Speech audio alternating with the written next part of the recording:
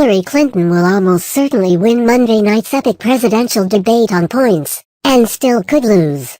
It's hard to see how Clinton, who has marinated in public policy for 30 years and is preparing for the debate like it is the invasion of Normandy, won't repeatedly best Donald Trump on substance.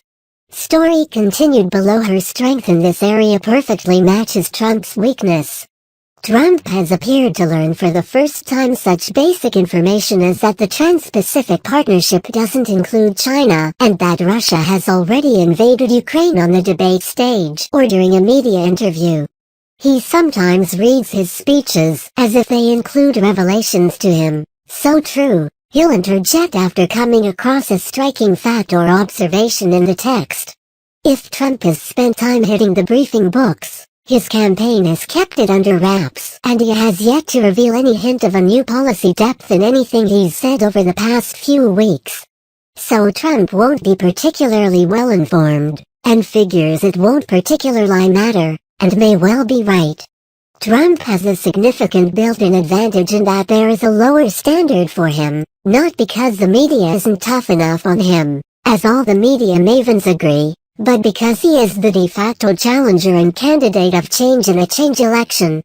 Trump can win by clearing a bar of acceptability, whereas Clinton has to do more than that and either significantly wound Trump or make a compellingly positive case for herself that has so far eluded her in both 2008 and 2016. This is not to say that Trump won't be on treacherous terrain. He can't bully and mock Clinton the way he did his Republican rivals. He won't have a crowd to feed off of. Without a teleprompter, message discipline still tends to elude him. The one-on-one format for an hour and a half could make his thin knowledge painfully obvious. And any misstep or outburst that reinforces the idea that he lacks the qualities to be commander-in-chief would be devastating. But Trump just needs to seem plausible, and the very fact that he is on a presidential debate stage, the most rarefied forum in American politics, will benefit him. During the Republican primary debates, the intangibles worked in his favor and they presumably will on Monday, too. Trump is a big personality with a dominant physical presence. His critics often sneeringly say he is a reality TV star, but you don't become one without charisma and a performative ability that are major political assets.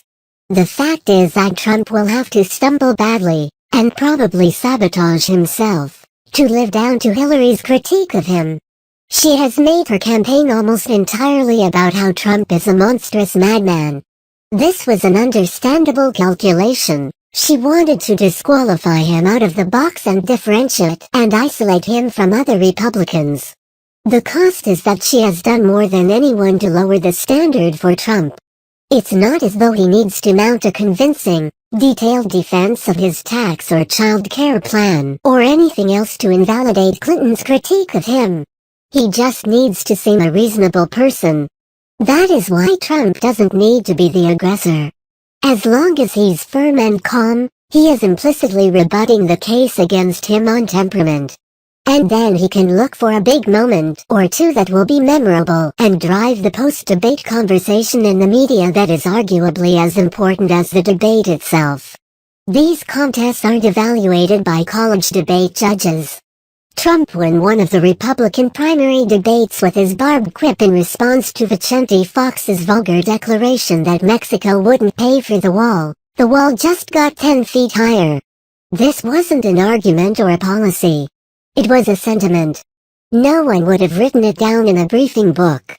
And yet, it punched through. If Trump has taught us anything, it is that simple, evocative statements can make up for a multitude of evasions and confused non-answers. In the past, most presidential debates have had a slight or ephemeral effect on the race.